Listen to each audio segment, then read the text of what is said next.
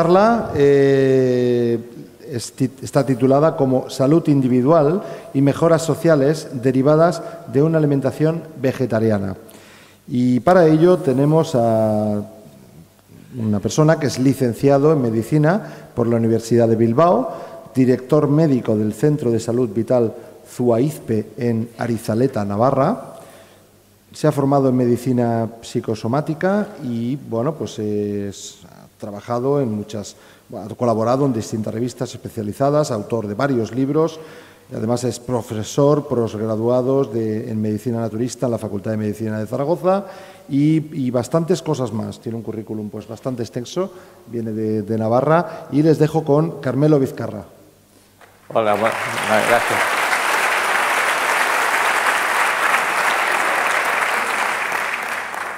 Muchas gracias. Buenas tardes. Bueno, la idea es durante esta hora que tengo para hablar un poco de alimentación, dar algunas puntualizaciones de que los comestibles son alimentos, sustancias que se pueden comer, pero muchos de ellos no son nutrientes, no nos van a nutrir.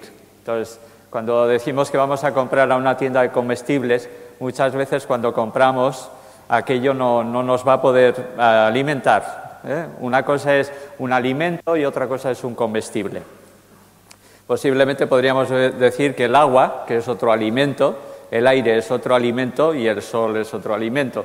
Nosotros recogemos, destilamos de los 4 elementos que hay en la naturaleza la energía vital. Y esa energía vital es la que nos puede dar esa vitalidad, esa energía, y la que puede ayudarnos a recuperar y a regenerar nuestro organismo.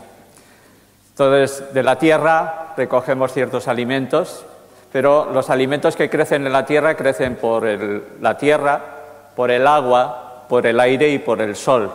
Todos sabemos que si no hay agua no hay vitalidad, si no hay aire, si no hay oxígeno, las plantas no pueden crecer y tampoco lo hacen si no tienen sol. Entonces nosotros cuando estamos recogiendo y estamos comiendo, ingerimos, descomponemos todo lo que es ese material, porque nada extraño puede entrar dentro de mi organización, dentro de la organización del yo. Nada extraño puede entrar, y mucho menos directamente. Si nosotros cogiéramos o hiciéramos un zumo de naranja y lo inyectáramos directamente en vena, a través de una bolsa, a través de una jeringa, nos daríamos cuenta que eso es una sustancia tóxica.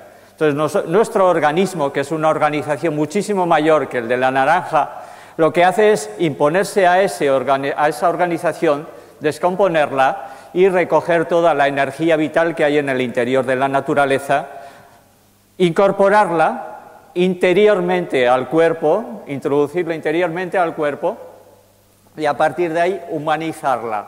Eso es un proceso muy importante que hacemos con los alimentos. Por eso es bueno que comamos por la boca y en esa zona donde nosotros somos conscientes, precisamente es curioso cómo las 2 zonas más importantes de nuestro organismo a nivel de conciencia son las 2 zonas que nosotros recogemos el alimento, que percibimos el alimento, es la boca, la lengua, toda esa zona.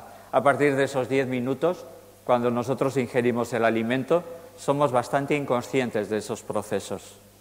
De alguna manera volvemos a ser conscientes al evacuar esos restos que no han sido asimilados por el organismo. Cuando hacemos las heces, las cacas que decimos en castellano o no sé cómo se dice en catalán, pero volvemos a ser otra vez conscientes y además volvemos a disfrutar tanto al comer como al eliminar. Es curioso que las funciones fisiológicas sean todas placenteras, incluso la de evacuar. Entonces, mientras en ese proceso, durante toda la entrada, en esos 10-12 metros, o 10-12 veces la longitud de mi cuerpo, que es la longitud de mi aparato digestivo, pues hay aparato digestivo que descompone, hay aparato digestivo que absorbe, hay aparato digestivo que elimina. Entonces, todas esas organizaciones es que mi organización se impone a la organización de la naranja, la descompone, asimila, la absorbe, recoge toda la energía vital que la naranja ha recogido de la tierra, del agua, del aire y del sol y en mi interior esa organización de mi propio cuerpo la hace mía, y la hace mía humanamente mía, la humaniza, la incorpora. Y mi cuerpo es diferente, y mis procesos son diferentes que cualquiera de cada uno de vosotros. Entonces eso sí que tenemos que tener en cuenta, y eso es el proceso de alimentación. Proceso de alimentación de tal manera que podemos comer cosas, podemos comer sustancias, pero que muchas de esas sustancias pueden ser tan químicas, tan sintéticas, que el organismo no sabe qué hacer con ellas. Nuestro organismo está acostumbrado a absorber moléculas, sustancias, está acostumbrado a absorber hidratos de carbono, proteínas, vitaminas, minerales. Desde hace miles, millones de años, en todo ese proceso de la línea del ser humano, está acostumbrada. Pero ¿qué hace con un aspartamo? ¿Qué hace con el flúor? ¿Qué hace con la sacarina? No sabe qué hacer. El hígado, que es el órgano que de alguna manera reconoce a nivel interno, y es el hígado el que deja pasar a las sustancias nutritivas y es el que desintoxica de las sustancias tóxicas.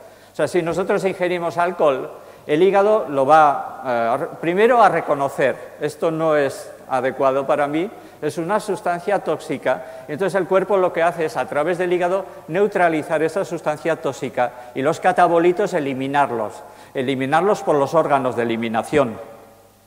Especialmente los órganos de la eliminación, los más importantes son el hígado y los riñones. Pero también están los pulmones y la piel. Son los 4 órganos de eliminación. Precisamente son los que se ponen en marcha cuando una persona está intoxicada y está enferma. Un catarro, por ejemplo, es cuando surgen flemas, muchas veces coincide que la boca, la lengua está blanca, la orina está oscura. Todos esos son síntomas de eliminación. No debemos de curar un catarro porque es al revés, es el catarro el que nos está curando. Catarro viene del griego catarrein, y catarrein es algo que fluye, algo que corre, algo que se elimina. No pongamos trabas a ese proceso. Las enfermedades, la mayor parte de las enfermedades del ser humano son debido a las trabas que ponemos para una buena circulación energética en el organismo. Llamémosles chakras, llamémosles meridianos, llamémosles aura, llamémosles cuerpos energéticos, cuerpo astral, cuerpo emocional, llamémosle lo que queremos, pero eso existe. Y cuando ponemos trabas a ese proceso, el cuerpo enferma, pero muchas veces se enferma para curarse. La palabra infirmus es lo que da el significado de infirmus en latín, es lo que da lugar a la enfermedad en castellano. La palabra infirmus es algo que no está firme. Niega lo que va a continuación, lo que va firme. Si estoy firme y estoy centrado, estoy en equilibrio y mi organismo está en salud. Pero si no estoy firme, estoy infirmus, estoy enfermando. De alguna manera, a cualquier palabra que pongamos, si le ponemos el por delante, niega lo que va a continuación. Si yo pongo color y le pongo una por delante, incoloro significa que no tiene color. Si yo pongo la palabra humano y pongo la por delante, inhumano significa que no tiene humanidad. Si yo pongo la palabra salud y le pongo el por delante, tengo el insalud o el insalud, que significa un poco la negación de la salud. Porque si algo puedo decir como médico, es que el médico no es un especialista en salud, el médico es un especialista en enfermedad, en el diagnóstico de la enfermedad, en el tratamiento de la enfermedad o en la intervención ante la enfermedad, pero el médico no es un experto en salud. Hace falta una educación para la salud y hace falta una educación para la salud ya en las facultades de medicina, donde los médicos a la hora de estudiar, no solamente estudien a las personas enfermas, sino estudien a las sanas y sepan ver cuáles son los factores de salud de esas personas y que hacen que esas personas se encuentren sanas incluso en el interior de una gran epidemia, incluso en la gripe A, que también nos la vendieron.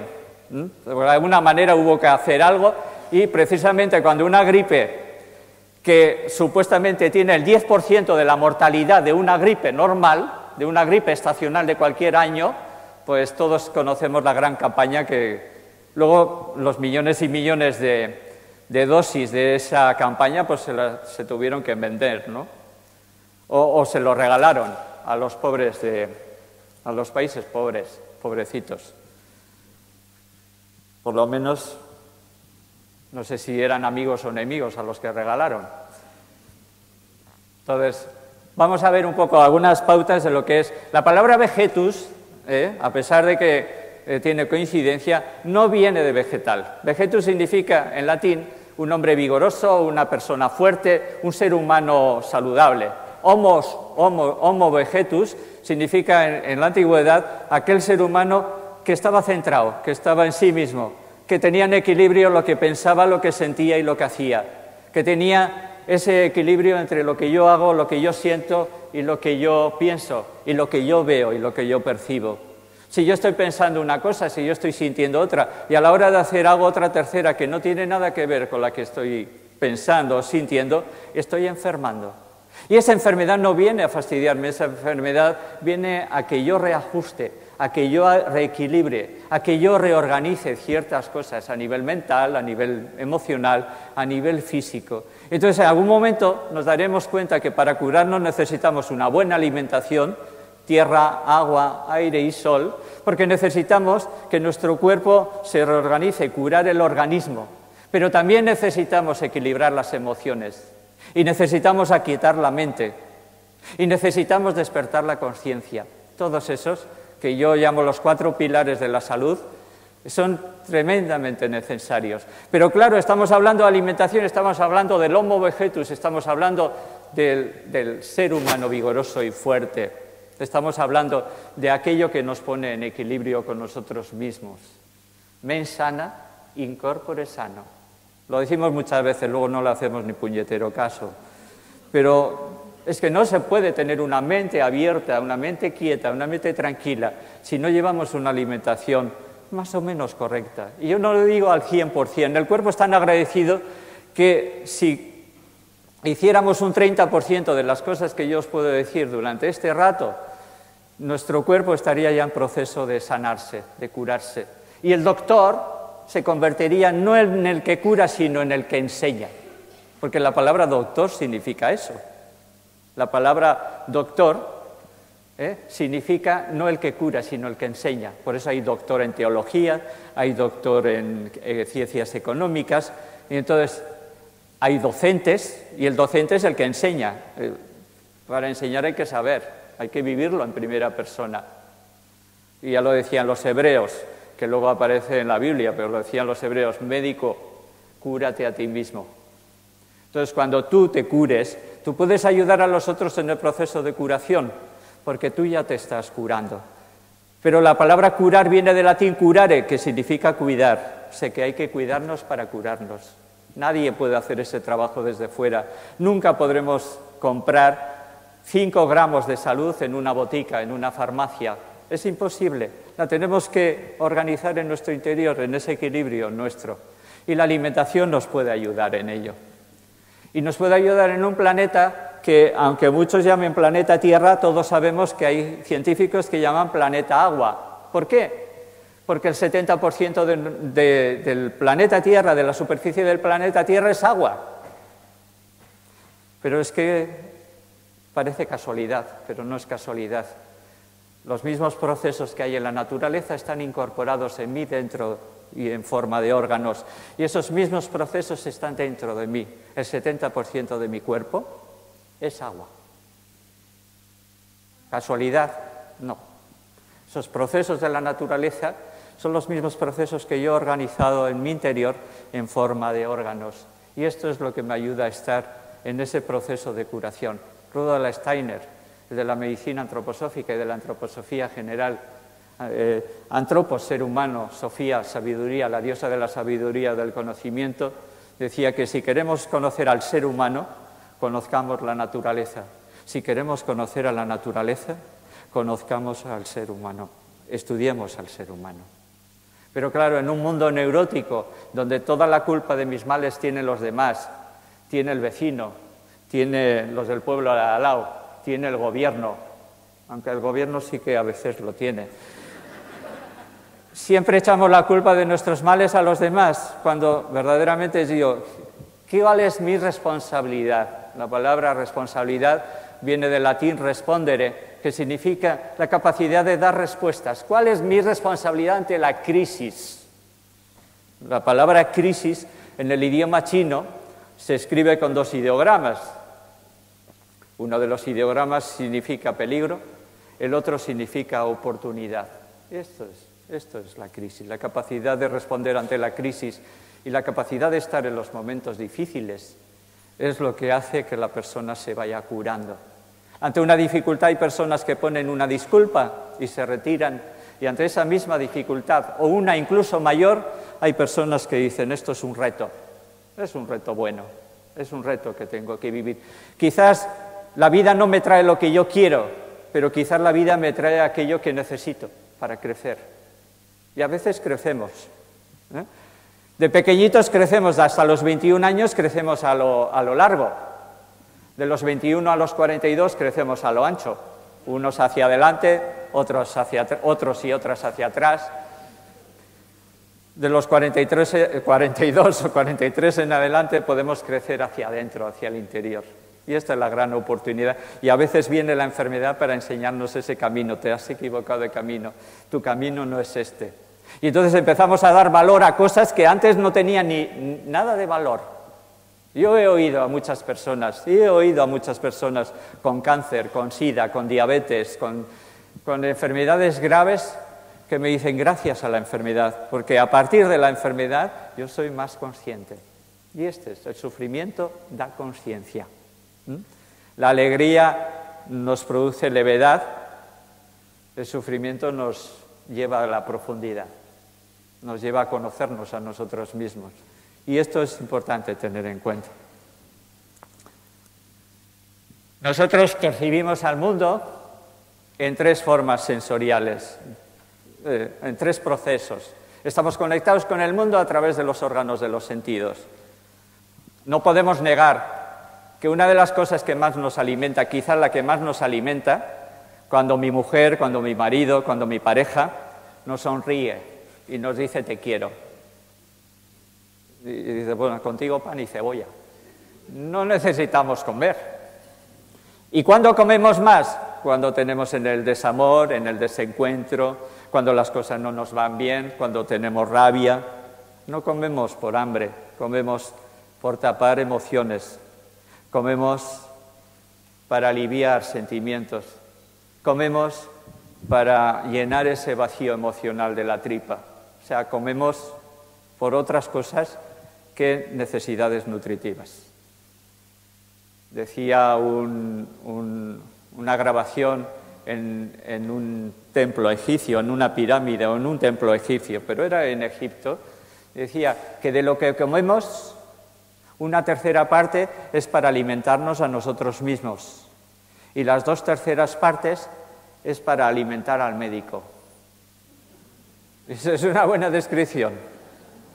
Claro, otra cosa sería, y nos iría mejor, si los médicos cobraran como solamente cobraban los médicos chinos cuando el enfermo no estaba enfermo, o sea, cuando estaba sano, y dejaba de cobrar cuando estaba enfermo. Es algo más lógico que la institución actual. O sea, si yo estoy sano, yo te pago, porque gracias a tus consejos yo estoy sano. Pero si yo enfermo, ya no te pago.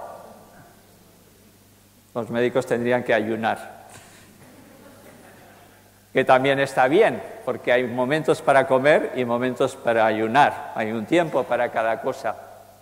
Los enfermos, muchas veces, el primer síntoma de una enfermedad lo notan cuando no tienen ganas de comer.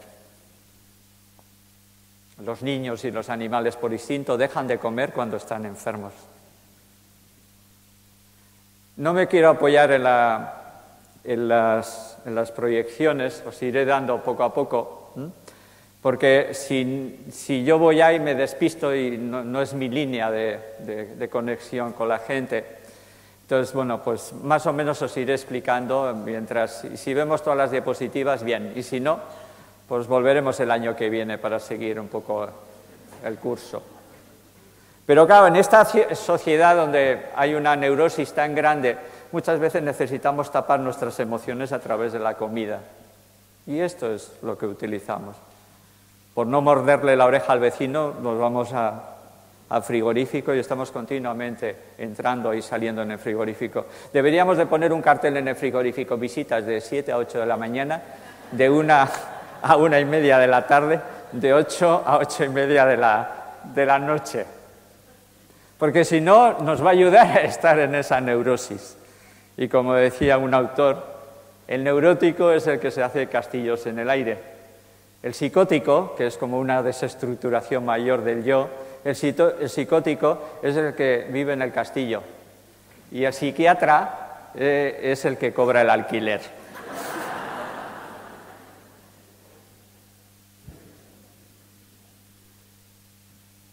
La respiración, porque no solamente es alimento lo que comemos por boca, alimento es lo que respiramos. Una persona sin comer puede estar semanas. Y eso es la técnica que para mí es la mejor técnica que conozco de curación. Y aunque no esté muy bien en un congreso de alimentación hablar del ayuno, por lo menos en la respiración no puedo dejar de respirar. Una persona se puede suicidar sin comer, sin beber, pero sin respirar, dice, me voy a suicidar. Llega un momento donde hay una respiración inconsciente que te abre los pulmones aunque tú no lo quieras. Entonces la respiración es un alimento tan importante que una persona sin comer puede estar días o incluso semanas, pero una persona sin respirar, ¿cuántas horas? 5 minutos.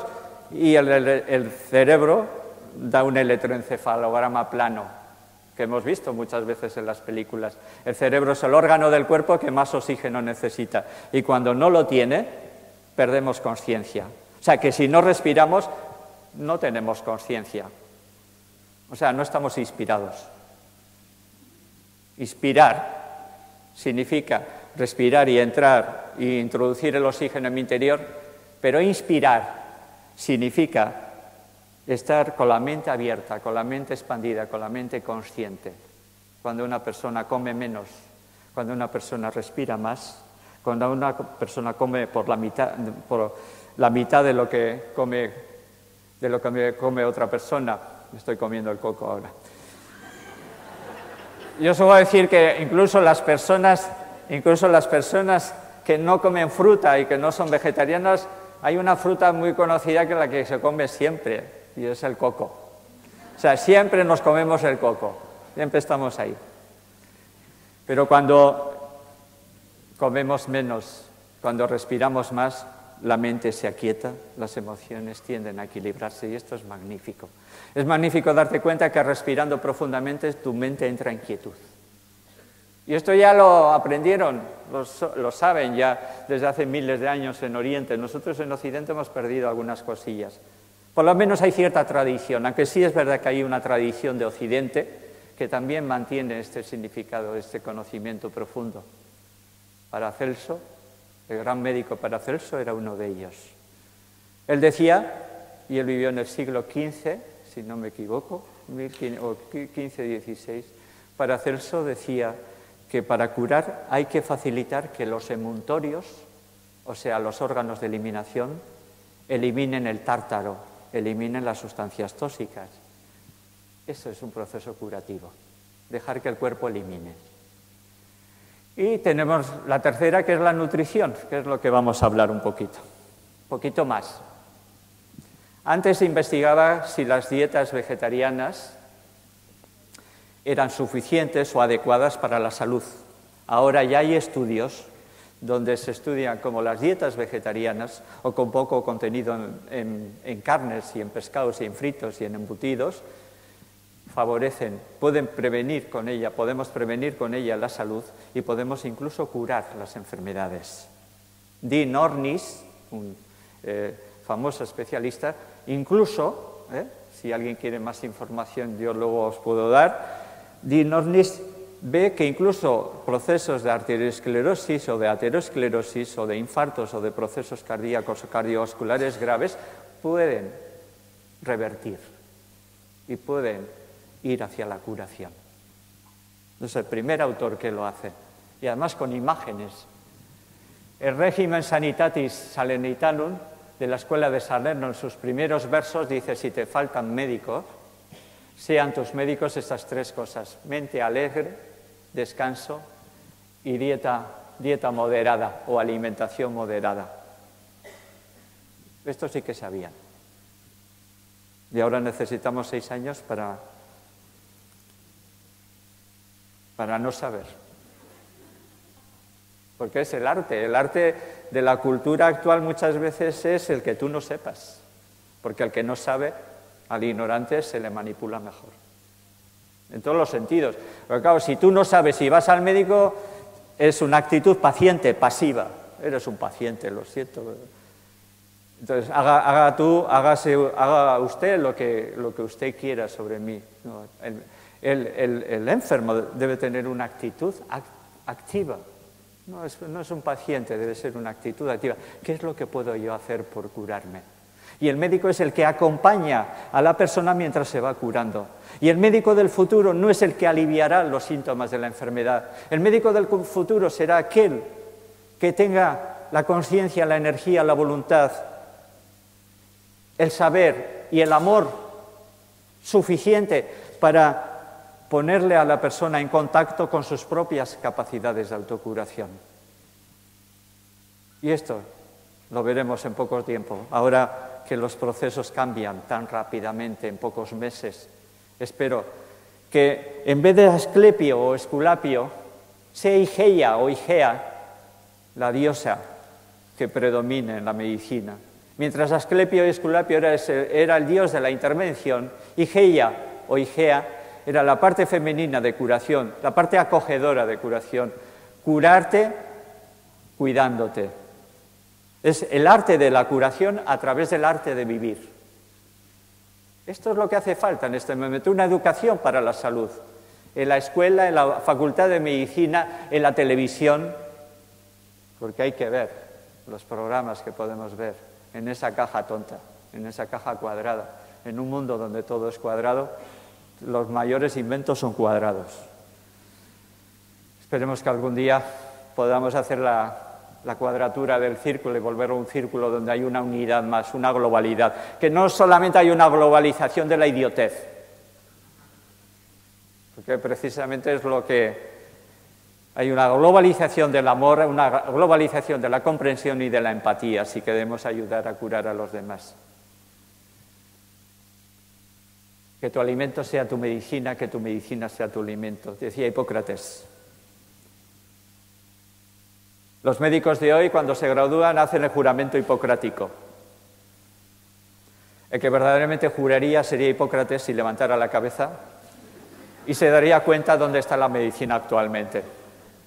Que está bien, todo tiene su lugar bajo el cielo. La medicina actual de urgencias, bienvenida sea. O sea, en urgencias, iros al médico, iros a urgencias, porque no hay otro camino. Pero en la cronicidad, en la enfermedad, o incluso en la enfermedad aguda, mejor plantearos qué puedo hacer yo por curarme, cuidarme para curarme. O sea, yo no quito la medicina, yo soy médico y sigo siendo médico, por lo menos por ahora.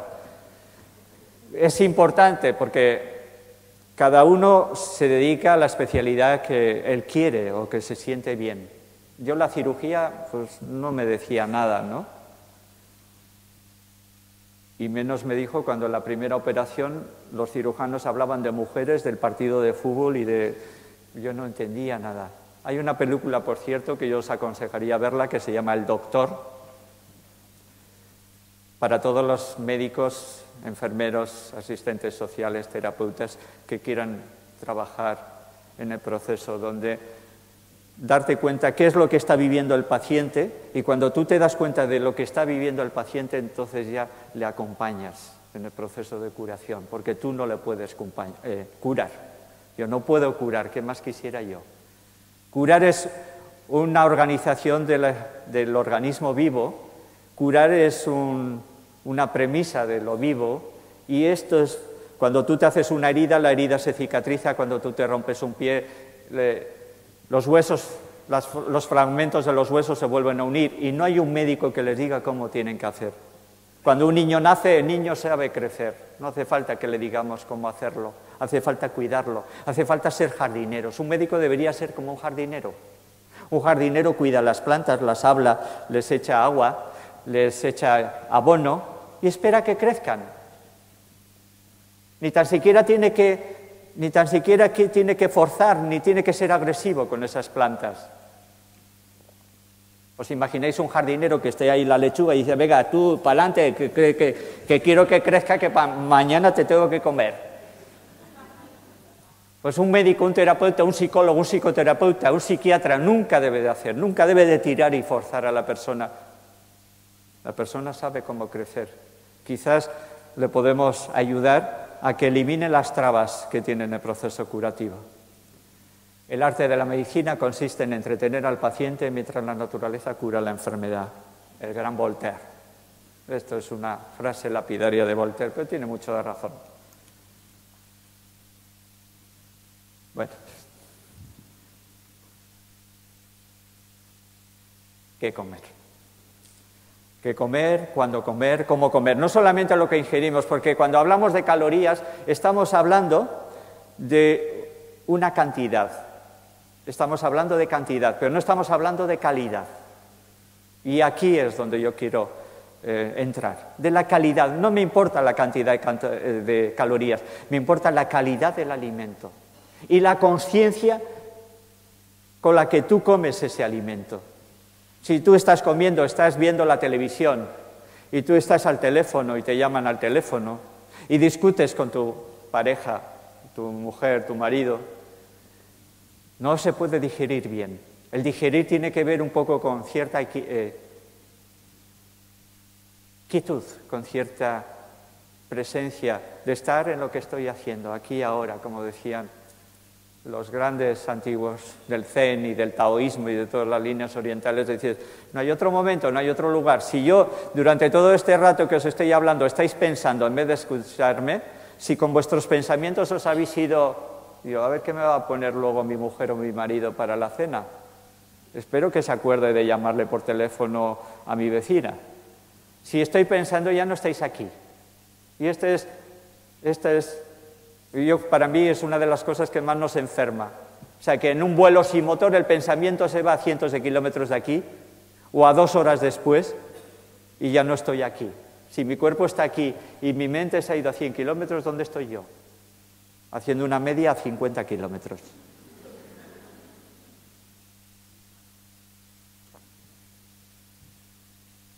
Entonces, este es el resumen de lo que os decía antes.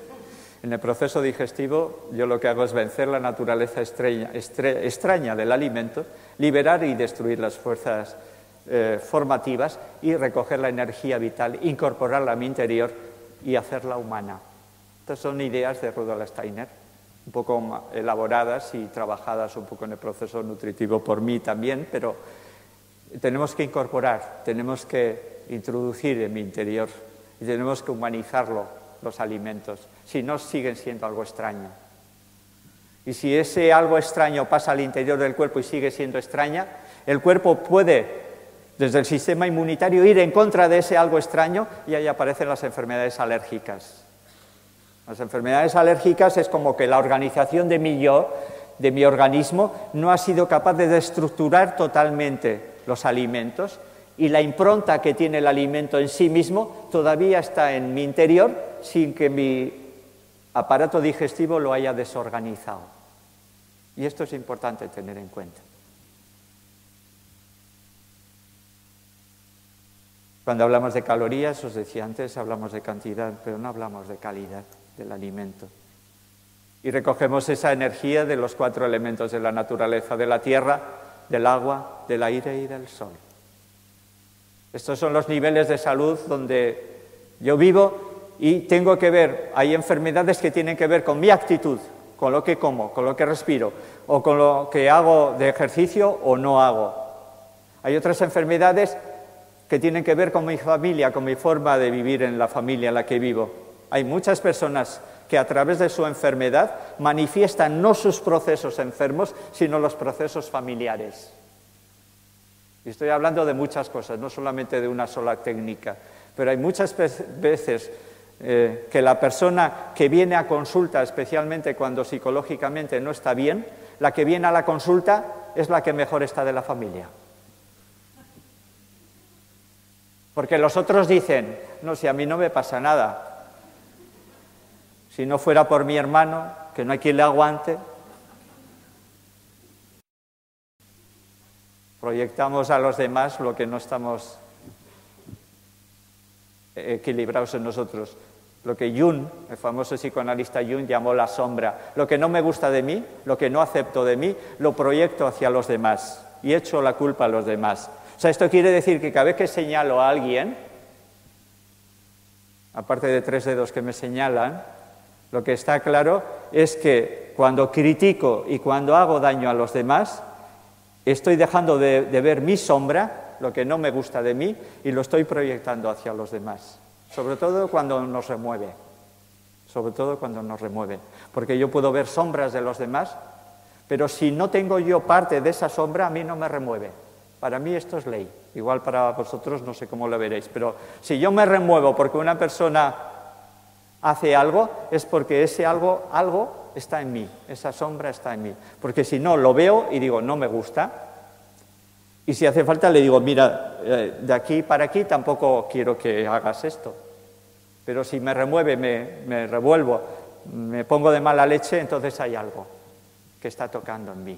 Ese diapasón que él ha puesto en movimiento hace que mi diapasón también vibre. La parte laboral, hay enfermedades laborales. La parte sociocultural, hay enfermedades mucho más características de un tipo de sociedad y de otras. En la Edad Media había un tipo de enfermedades, la falta de higiene, las guerras, las epidemias de peste bubónica, peste negra, fiebre, cólera, fiebres tifoideas, cólera, fiebre amarilla. Todas aquellas enfermedades desaparecieron. ¿Desaparecieron por la medicina, por la acción de los médicos? No. Entonces no había títulos y facultades de medicina. Desaparecieron porque el ciclo de la Tierra y el ciclo de la humanidad fueron cambiando. ¿Y ahora las enfermedades han desaparecido? No, han cambiado y se manifiestan de otra manera. O sea, lo único que hemos conseguido para mí es que la enfermedad se manifieste de una forma totalmente diferente, pero al mismo tiempo la forma de manifestarse mi enfermedad está manifestando la forma de vida que llevamos. En la Edad Media no había infartos. En la Edad Media no había obesidad, menos en algunos, menos en los reyes y los obispos. En la Edad Media no había aterosclerosis ni diabetes. Había otras enfermedades diferentes. ¿Causadas por los microbios? No. Primero era la enfermedad y luego venían los microbios. Igual que primero se muere el animal, el cordero en el monte, y luego viene el buitre, y vienen los gusanos, y vienen los carroñeros, no los depredadores, los carroñeros. Entonces, supuestamente, cuando hablamos de microbios, estamos hablando más de carroñeros que de depredadores. O sea, no son los causantes de la enfermedad, y como muchos son el último puntito de la enfermedad. Pues la enfermedad se manifiesta antes, y entonces luego vienen los microbios. Y si los microbios vienen a hacer el mismo trabajo que hacen en la naturaleza, a descomponer el material orgánico muerto, cualquiera que haya estudiado un poco sabe que si no hubiera microbios no existiría la vida en la Tierra, porque los animales muertos, los vegetales muertos, los árboles muertos, las flores muertas, los seres humanos muertos, no se descompondrían. Se descomponen en último término por los microbios, por los microorganismos. Y un antibiótico es algo que es anti-contra-biótico, vida. Pues cada uno tiene que ver si quiere utilizarlos o no, pero hay otras maneras de no utilizar antibióticos, que es comer menos, que es comer crudos, frutas, ensaladas, que es comer no demasiadas veces, que es tomar agua, que es no forzarme a comer ni a beber, porque no me da más energía sino me quita. Yo hoy al mediodía tenía claro, tengo una charla a las 5, si como mucho no tengo energía para la charla, porque toda la energía se concentra en la zona del estómago y no tengo energía para la consciencia. Los antiguos colocaban en la zona del vientre la vaca, el símbolo de los antiguos para el vientre era la vaca. Para el corazón, los sentimientos y las emociones era el león o la leona. Y para la conciencia, el águila. Y si el águila quieres que el águila esté consciente y despierto, no le des de comer demasiado a la vaca. Porque entonces toda tu energía entrará dentro del vientre y no tendrás energía para la conciencia. Ya lo dice ese refrán castellano que dice, el hambre aviva el ingenio. O sea que igual nos vendría muy bien para salir de esta crisis ayunar.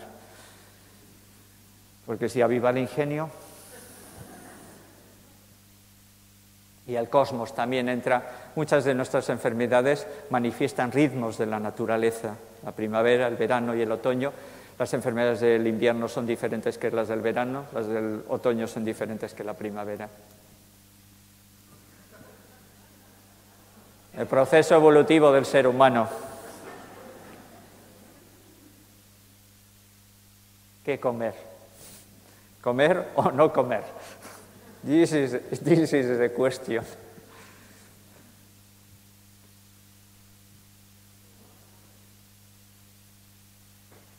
Está en línea curva.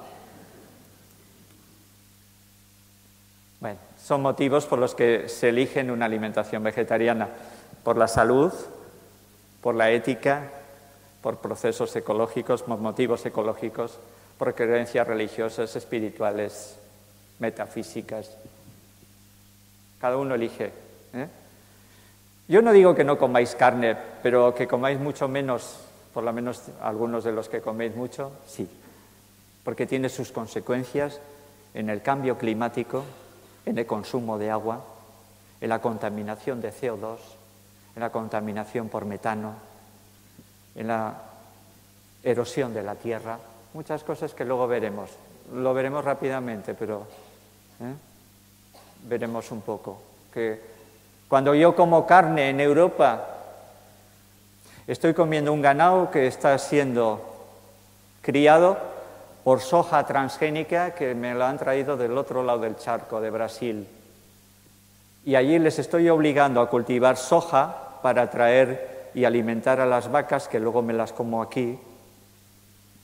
Y ellos no pueden cultivar todo lo que necesitan para comer. Ahí estamos en la globalización también. Responsabilidad personal. Cuando 800 millones en el mundo pasan hambre, yo tengo cierta responsabilidad, no ante su hambre, pero sí lo que yo hago con mi comida. Yo me acuerdo que cuando era niño, cuando el pan se caía al suelo, se levantaba el pan, se le hacía una cruz y se seguía comiendo. A nadie se le ocurría echar una miga de pan. Hoy gran parte de las bolsas donde echamos la basura en las casas tiene muchos desperdicios orgánicos. Se nos ha olvidado la capacidad de compostar, la capacidad de que eso se organiza otra vez. Y si no tenéis, por lo menos, en vez de echar al cubo de la basura, dejar un poco de pan en la ventana para que os vengan los pajaritos. Yo lo hago en mi casa y vienen. Y es muy bonito. Dices, bueno, por lo menos doy de comer. En vez de echar al cubo de la basura, pongo aquí y vienen los pájaros a comer. Claro, si vienen las palomas y luego os cagan encima, pues no.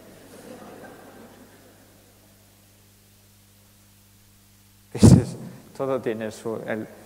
Y medio virtus, decían los latinos, en el medio la virtud. El camino medio, el camino del medio, el camino medio, dicen los budistas o los orientales. Ahí está el equilibrio. Comer o no comer carne no es lo más importante, sino cómo, cuándo, cómo, con quién como. O la actitud que tengo a la hora de comer. Porque los indios americanos, cuando mataban a un bisonte, le agradecían al espíritu del bisonte, porque aquella carne les iba a ayudar a vivir a ellos. Por supuesto que esa no es la actitud que tenemos ahora. Cuando cogemos un pollo que está siendo hecho al butano, claro, cuando yo veo esas parrillas y veo los pollos dando vueltas, digo, pollos al butano. Eso es pura contaminación. Y esto nos afecta directamente a nosotros. Y el cuerpo no sabe qué hacer con el butano. Hay ciertos desmanes y lo doy como pequeño recuerdo, porque seguro que esto es la punta del iceberg de muchos desmanes que han ocurrido en los últimos años. Vacas locas, claro, ¿qué les están locos, las vacas o los seres humanos? La peste porcina, la gripe aviar, el clenbuterol, el síndrome del aceite de colza, el pollo con dioxina, los alimentos transgénicos, el aceite con benzopirenos, y así, etcétera, y etcétera. Y esto es lo que sale en las noticias, porque detrás de esas noticias hay muchas cosas que no salen. Yo me acuerdo que hace muchos años, cuando en un caserío de Euskadi, yo soy de Durango, soy nacido en Vizcaya, en Durango, y vi que al lado de un caserío cerca de mi pueblo, cuando estaba totalmente prohibido echar agua oxigenada a la leche, el agua oxigenada se utilizaba para que la leche no se descompusiera y se mantenía más tiempo, entonces se echaba agua oxigenada. Entonces, cuando estaba prohibido, yo vi 1 litro de agua oxigenada. Pues estas cosas, cuando cerramos los ojos y hacemos... Porque a mí una de las barbaridades mayores que se está haciendo hoy en día a nivel de alimentación es que se están utilizando antibióticos. Y vosotros diréis, ¿antibióticos para qué? ¿Para combatir a las enfermedades de los animales? No. En dosis subterapéuticas, un poco más bajas que las terapéuticas, en dosis subterapéuticas, se están utilizando los antibióticos porque se ha descubierto que con los antibióticos engordan más las vacas y los animales. Y si echamos antibióticos en las piscifactorías, cuando estamos criando los salmones, también vamos a tener menos problemas. Luego, el que coma ese salmón, si come con antibióticos, mira, si tiene una enfermedad que le van bien los antibióticos, entonces, quizás en un futuro pondrán salmón con ampicilina, salmón con tetraciclinas, que ya no se usa, pero casi no se usa, salmón con penicilina. Y cada uno, pues si estás enfermo y te has mandado al médico penicilina, dice, ¿un salmón con penicilina, por favor? Y el salmón que está viniendo de piscifactoría está también, no, como no puede ser de otra manera, está siendo criado con soja transgénica. Y lo de los transgénicos es una barbaridad. Es una gran barbaridad. Y lo digo como médico y como científico. Lo digo como esa persona que intenta que no se nos engañe. Lo de los transgénicos es algo que en la naturaleza no puede ocurrir de ninguna manera. Y es jugar a aprendiz de brujo sin saber las consecuencias. Es como pegarle a una bola de billar y decir, bueno, pues esa bola de billar pega a otra, y esa otra, y esa otra, y esa otra, y esa, y esa, y esa, y esa. Y al final, la contaminación peor que podemos tener no es la contaminación química. La contaminación peor que puede haber en este momento es la contaminación genética, la de los genes. Pero cuidado, porque en un futuro, si no actuamos, si somos pacientes, si no hacemos nada, si somos totalmente pacientes, en un futuro estaremos comiendo carne de animales clonados. Lo están haciendo, están investigando, están clonando alimentos. O sea, que tú ya no comerás carne de cordero, sino carne de cordero clonado, como la Dolly aquella famosa. Entonces, esto es, en un mundo pasivo, los que mandan hacen lo que quieren. Bueno, en un principio se habló de alimentos, se habló de hidratos de carbono, de proteínas y de grasas. En un segundo tiempo, en un segundo momento, se habló de vitaminas, de minerales, de oligoelementos. En un tercer tiempo, ahora se está hablando de antioxidantes, de pigmentos. En un futuro se hablará de la energía que está detrás de esa materia con una forma y un color determinado. Y esto lo sabremos descifrar, lo sabremos ver. Y entonces lo importante es que detrás de la forma de los alimentos hay una energía que plasma y se condensa en esa forma y con ese color. Y si cojo y me como una verdura de color verde, el efecto es totalmente contrario o diferente de cuando como una zanahoria de color naranja. o una sandía de color melón, una sandía de color rojo. Y entonces, ¿qué os diría como resumen? Comer pigmentos, comer color, porque en un futuro el color será importante en la alimentación. Y por supuesto la alimentación con más color es la alimentación vegetariana. A veces la otra no tiene color. Es curioso que en medicina se llame tanto receta a la receta del cocinero y a la receta del médico. Es curioso.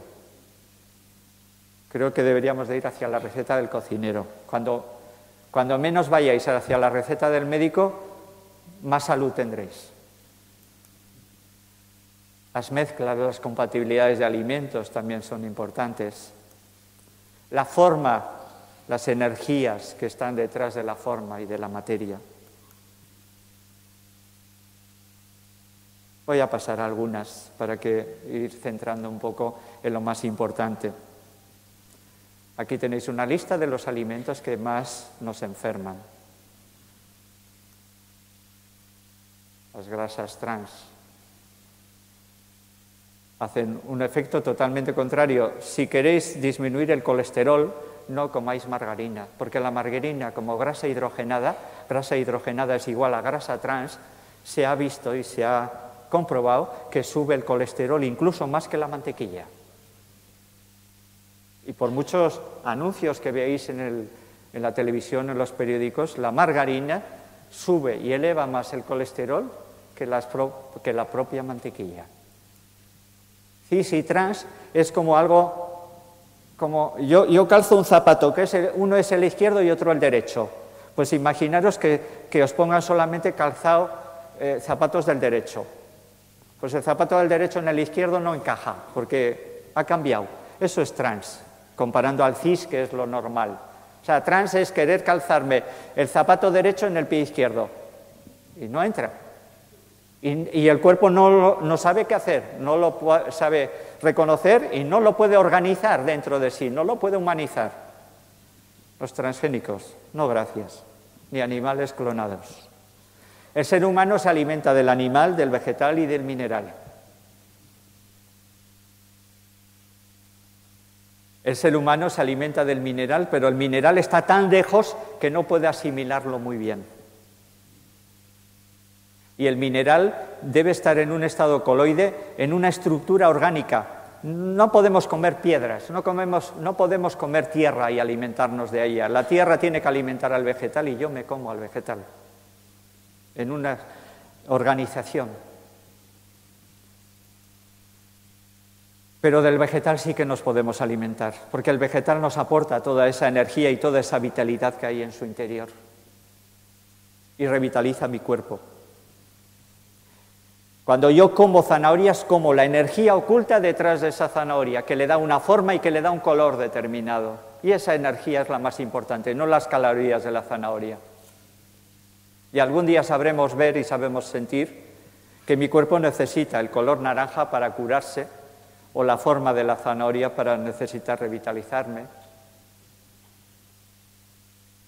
Llegará el día donde habrá ciertos aparatos que sepan ver. Pero cuando comemos carne, no solamente estamos comiendo la forma, estamos comiendo la estructura, la energía, y estamos comiendo la emocionalidad, por decirlo de alguna manera, la animalidad que ha vivido ese animal. Y entonces en ese proceso, algo del animal entra dentro de mí. En medicina antroposófica, que es una de las líneas que yo más conozco y que yo más practico, decimos que el animal más parecido al ser humano es el cerdo, sobre todo a algunos seres humanos. No olvidar que los primeros trasplantes se hicieron con órganos de cerdo. Los catgus, los hilos para las heridas, se utilizaban del intestino del cerdo. O sea, del cerdo se utiliza todo. Pero claro, es un animal de alguna manera tan cercano al nuestro que cuando lo comemos, el cuerpo no identifica como extraño, y al no identificarlo como extraño, no puede organizarlo y estructurarlo dentro de él. Entonces siempre tenderá hacia una inflamación porque es un elemento extraño. Por eso está malo la carne de cerdo. Yo viví con meses, yo nací en otro sitio, pero con meses me llevaron a un barrio que es en Durango, en Vizcaya, que se llama Matadero. Y yo me despertaba hacia las 4:30 o 5 de la mañana con los chillidos de los cerdos que les estaban matando. Y os puedo decir que para un niño de 3 o 4 años es uno de los peores sonidos que alguien puede oír y escuchar. Yo creo que ahí me volví vegetariano. Entonces, esa animalidad, ese miedo, ese estrés, la adrenalina, los corticoides que segrega el cuerpo del animal, entran dentro de mí. Y los tengo que neutralizar, y mi cuerpo tiene que hacer mucha más fuerza para neutralizar esas sustancias tóxicas. Eso es lo que se conoce como la astralidad, la emocionalidad o la animalidad de la carne.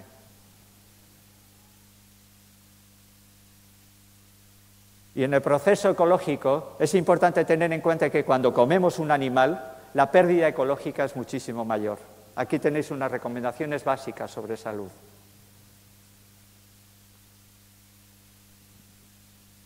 Los alimentos vegetales tienen sustancias vivas, tienen color. Cuando hago una ensalada, el color de la ensalada es muchísimo mejor, es mucho más bonito, mucho más visible, con colores diferentes que cuando hago carne, pescado, huevos. Yo no digo que no comáis carne, eso es una elección vuestra, pero yo os tengo que informar de cosas que no se informan normalmente, de los efectos secundarios que puede haber cuando yo como carne. Y si quieres comer, cómelo con respeto. Y cómelo pues una vez cada semana, no todos los días y a todas horas. Porque todas esas sustancias no están en la carne. Las dietas vegetarianas, muchos tienen pigmentos, antioxidantes, flavonoides, carotenoides, terpenos, sulfuros, vitamina C, vitamina E, carotenoides, carotenos. Son sustancias que cada vez le vamos a dar más importancia en el proceso de nutrición, mucho más allá de las calorías. Bueno, estas son ventajas un poco de la alimentación vegetariana.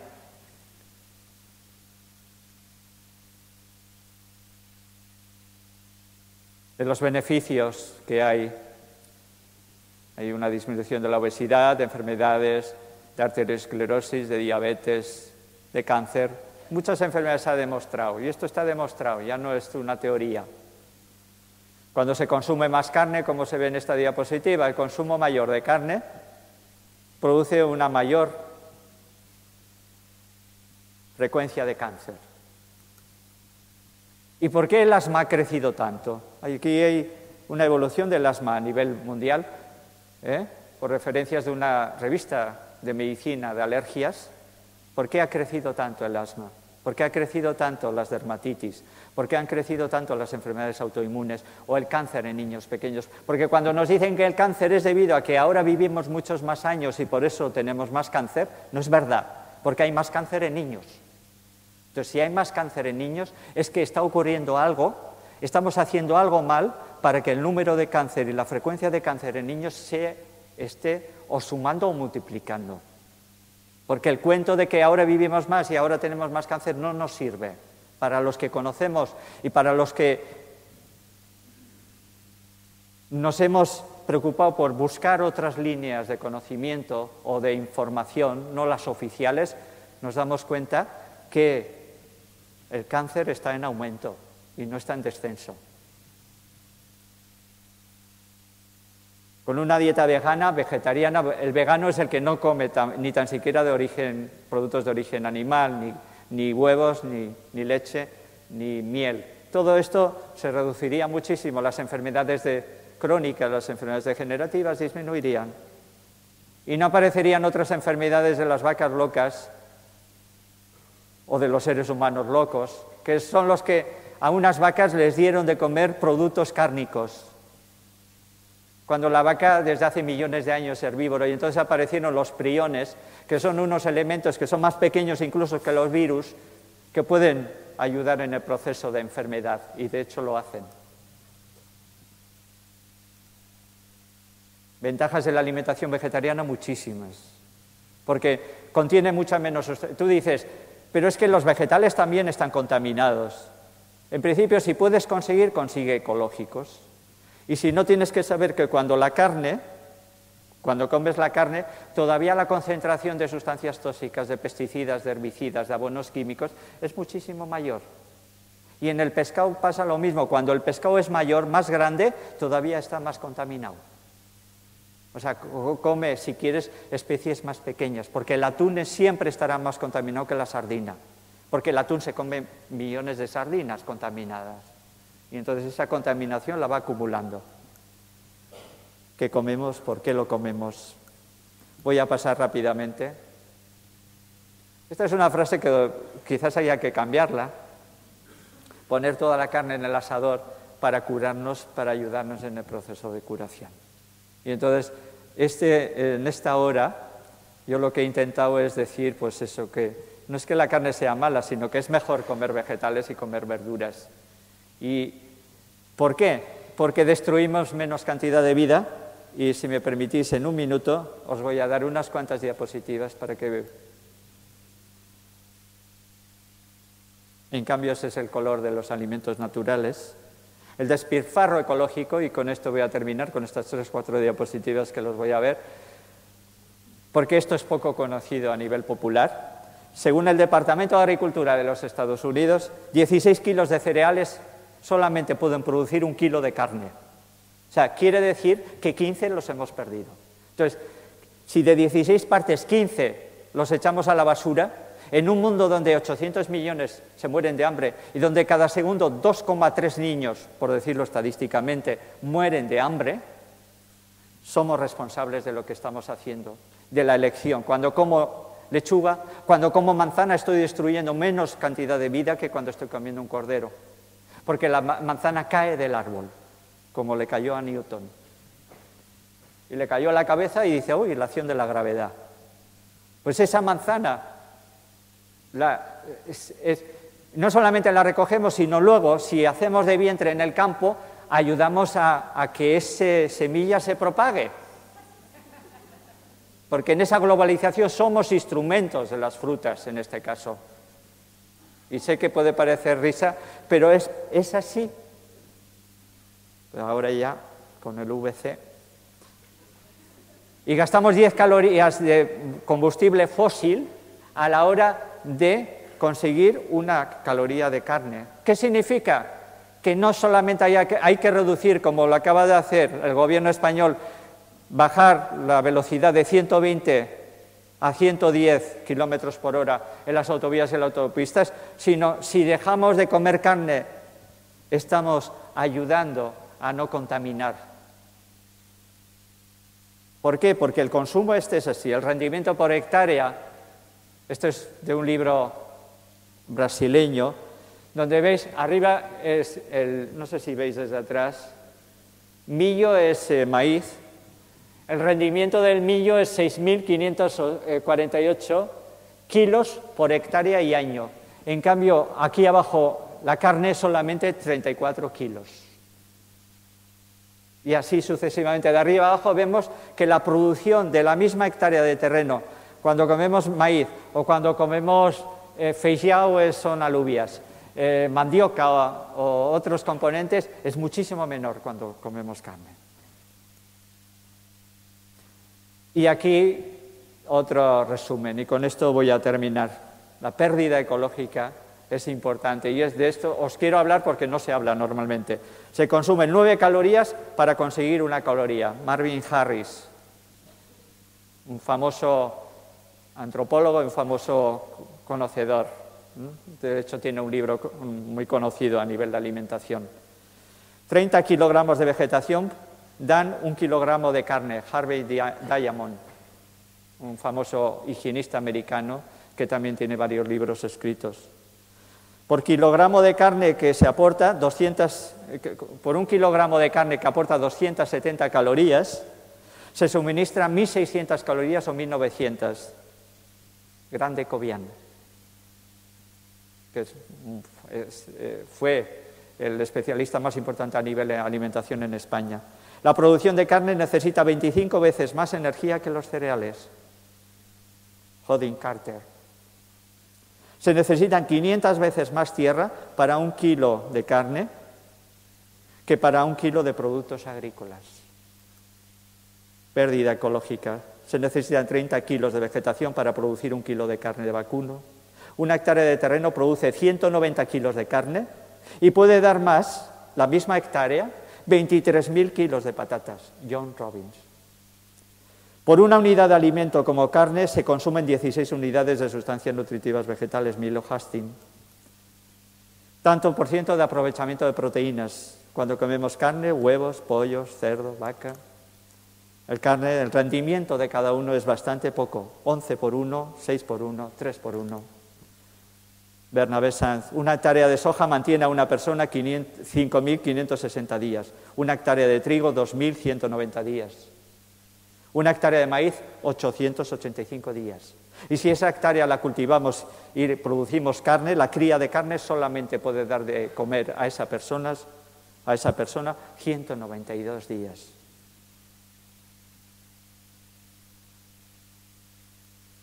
Pescando en aguas peligrosas, consecuencias de la producción de carne, está que el 18% de la contaminación en CO2 del planeta Tierra es producido por la ganadería.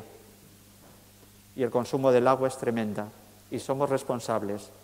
Y la industria del ganado, yo no digo que se coma de vez en cuando carne y que alguien tenga vacas pastando y de vez en cuando se las coma. Estoy hablando contra la industria cárnica. Efectos secundarios de la producción de carne. Son tremendas a nivel de contaminación de la tierra, del agua y del aire y del sol. Y aquí en Cataluña lo tenéis que tener muy presente porque los purines os están contaminando las aguas subterráneas. De esto es lo que quiero hablar. De esto. Del efecto secundario. Y antibióticos como...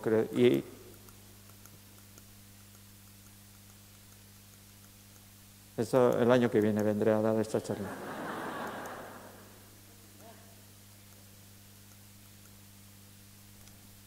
No comer carne. Pierre Weil es una persona a la que yo conocí en la facultad en Brasilia. Pierre Weil es un hombre que él es de origen francés y que está en la Universidad de Brasilia trabajando. Tenía la Universidad de Paz en Brasilia. No comer carne es un gesto simbólico de mi voluntad de vivir en armonía con la naturaleza. Un nuevo tipo de relación del ser humano con la naturaleza. Una relación que sea de integración en vez de dominio. Una relación de pertenecer a ella en vez de poseerla. No comer carne simboliza respeto a la vida universal. Muchas gracias. Gracias.